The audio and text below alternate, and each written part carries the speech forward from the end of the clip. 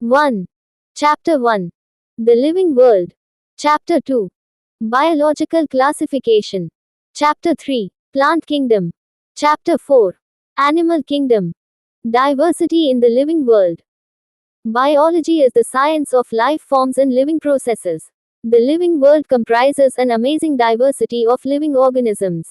Early man could easily perceive the difference between inanimate matter and living organisms. Early man deified some of the inanimate matter, wind, sea, fire etc., and some among the animals and plants. A common feature of all such forms of inanimate and animate objects was the sense of awe or fear that they evoked.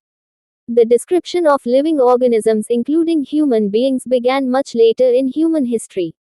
Societies which indulged in anthropocentric view of biology could register limited progress in biological knowledge. Systematic and monumental description of life forms brought in, out of necessity, detailed systems of identification, nomenclature and classification. The biggest spin-off of such studies was the recognition of the sharing of similarities among living organisms both horizontally and vertically. That all present-day living organisms are related to each other and also to all organisms that ever lived on this earth, was a revelation which humbled man and led to cultural movements for conservation of biodiversity. In the following chapters of this unit, you will get a description, including classification, of animals and plants from a taxonomist's perspective. Born on the 5th of July 1904, in Kempten, Germany, Ernst Mayr, the Harvard University evolutionary biologist who has been called the Darwin of the 20th century, was one of the 100 greatest scientists of all time. Mayr joined Harvard's Faculty of Arts and Sciences in 1953 and retired in 1975, assuming the title Alexander Agassiz Professor of Zoology Emeritus. Throughout his nearly 80-year career, his research spanned ornithology, taxonomy, zoogeography, evolution, systematics, and the history and philosophy of biology.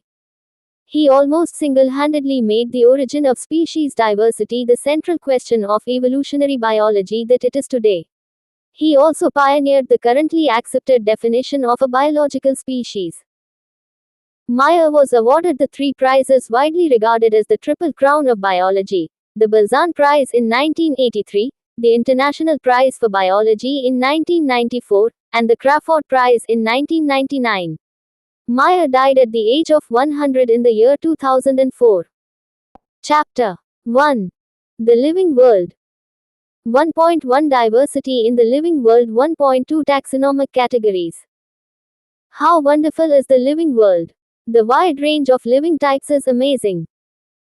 The extraordinary habitats in which we find living organisms, be it cold mountains, deciduous forests, oceans, freshwater lakes, deserts or hot springs, leave us speechless.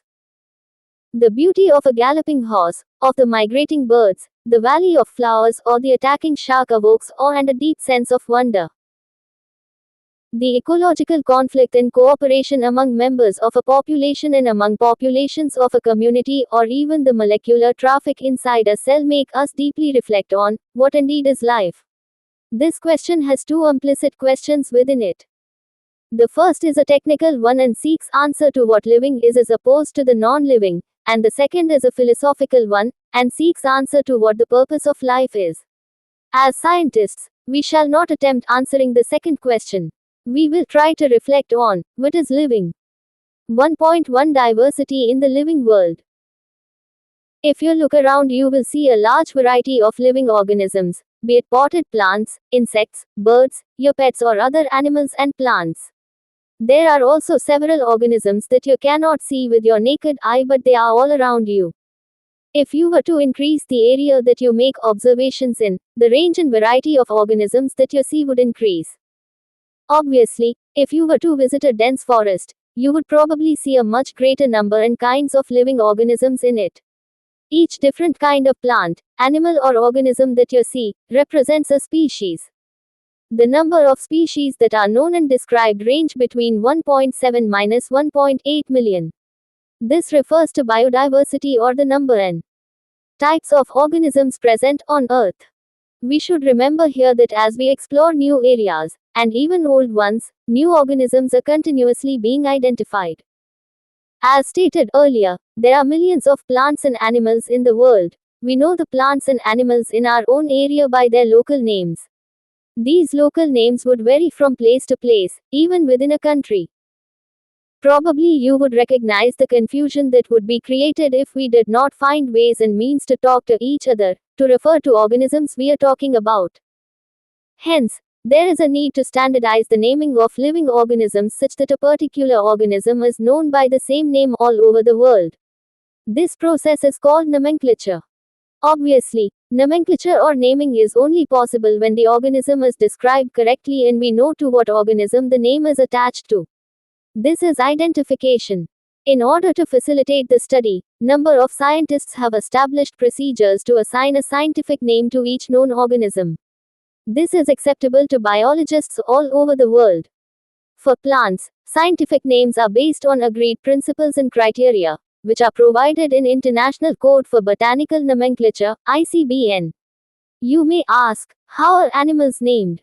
Animal taxonomists have evolved International Code of Zoological Nomenclature, ICZN.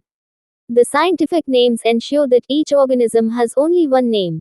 Description of any organism should enable the people, in any part of the world, to arrive at the same name. They also ensure that such a name has not been used for any other known organism. Biologists follow universally accepted principles to provide scientific names to known organisms. Each name has two components, the generic name and the specific epithet. This system of providing a name with two components is called binomial nomenclature. This naming system given by Carolus Linnaeus is being practiced by biologists all over the world. This naming system using a two-word format was found convenient.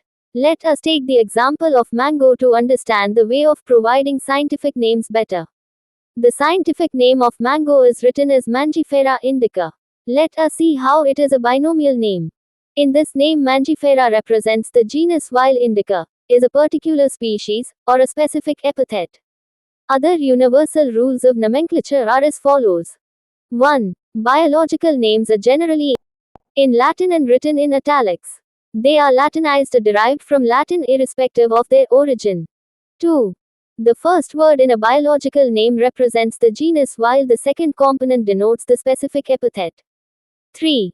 Both the words in a biological name, when handwritten, are separately underlined or printed in italics to indicate their Latin origin. 4. The first word denoting the genus starts with a capital letter while the specific epithet starts with a small letter. It can be illustrated with the example of Mangifera indica. Name of the author appears after the specific epithet, i.e., at the end of the biological name and is written in an abbreviated form, e.g., Mangifera indica Linn. It indicates that this species was first described by Linnaeus. Since it is nearly impossible to study all the living organisms, it is necessary to devise some means to make this possible. This process is classification. Classification is the process by which anything is grouped into convenient categories based on some easily observable characters. For example, we easily recognize groups such as plants or animals or dogs, cats or insects. The moment we use any of these terms, we associate certain characters with the organism in that group. What image do you see when you think of a dog? Obviously, each one of us will see dogs and not cats. Now, if we were to think of Alsatians, we know what we are talking about. Similarly, suppose we were to say mammals, you would, of course, think of animals with external ears and body hair. Likewise, in plants, if we try to talk of wheat, the picture in each of our minds will be of wheat plants, not of rice or any other plant. Hence, all these dogs, cats, mammals, wheat, rice, plants, animals, etc., are convenient categories we use to study organisms. The scientific term for these categories is taxa. Here you must recognize that taxa can indicate categories at very different levels. Plants also form a taxa. Wheat is also a taxa. Similarly, animals, mammals, dogs, are all taxa, but you know that a dog is a mammal and mammals are animals. Therefore, animals, mammals, and dogs represent taxa at different levels. Hence, based on characteristics, All living organisms can be classified into different taxa. This process of classification is taxonomy. External and internal structure, along with the structure of cell, development process and ecological information of organisms are essential and form the basis of modern taxonomic studies. Hence, characterization, identification, classification and nomenclature are the processes that are basic to taxonomy. Taxonomy is not something new. Human beings have always been interested in knowing more and more about the various kinds of organisms, particularly with reference to their own use. In early days, human beings needed to find sources for their basic needs of food, clothing, and shelter. Hence, the earliest classifications were based on the uses of various organisms. Human beings were, since long, not only interested in knowing more about different kinds of organisms and their diversities, but also the relationships among them. This branch of study was referred to as systematics. The word systematics is derived from the Latin word systema, which means systematic arrangement of organisms. Used Systema Naturae is the title of his publication. The scope of systematics was later enlarged to include identification, nomenclature, and classification. Systematics takes into account evolutionary relationships between organisms. 1.2. Taxonomic categories. Classification is not a single-step process but involves hierarchy of steps in which each step represents a rank or category. Since the category is a part of overall taxonomic arrangement, it is called the taxonomic category, and all categories together constitute the taxonomic hierarchy. Each category, referred to as a unit of classification, in fact, represents a rank and is commonly termed as taxon, plural, taxa. Taxonomic categories and hierarchy can be illustrated by an example. Insects represent a group of organisms sharing common features like 3 pairs of jointed legs. It means insects are recognizable concrete objects which can be classified, and thus were given a rank or category. Can you name other such groups of organisms? Remember, groups represent category. Category further denotes rank. Each rank or taxon, in fact, represents a unit of classification. These taxonomic groups, categories are distinct biological entities and not merely morphological aggregates. Taxonomical studies of all known organisms have led to the development of common categories such as kingdom, phylum or division, for plants, class, order, family, genus and species. All organisms, including those in the plant and animal kingdoms, have species as the lowest category. Now the question you may ask is, how to place an organism in various categories? The basic requirement is the knowledge of characters of an individual or group of organisms. This helps in identifying similarities and dissimilarities among the individuals of the same kind of organisms as well as of other kinds of organisms. Species. Taxonomic studies consider a group of individual organisms with fundamental similarities as a species. One should be able to distinguish one species from the other closely related species based on the distinct morphological differences. Let us consider Mangifera indica, Solanum tuberosum, potato, and Panthera leo, lion. All the three names, indica, tuberosum and leo, represent the specific epithets, while the first words Mangifera, Solanum and Panthera are genera and represents another higher level of taxon or category. Each genus may have one or more than one specific epithets representing different organisms, but having morphological similarities. For example, Panthera has another specific epithet called tigris and Solanum includes species like Nigrimin. Melangina. Human beings belong to the species Sapiens, which is grouped in the genus Homo. The scientific name thus, for human being, is written as Homo sapiens. 1.2.2 Genus.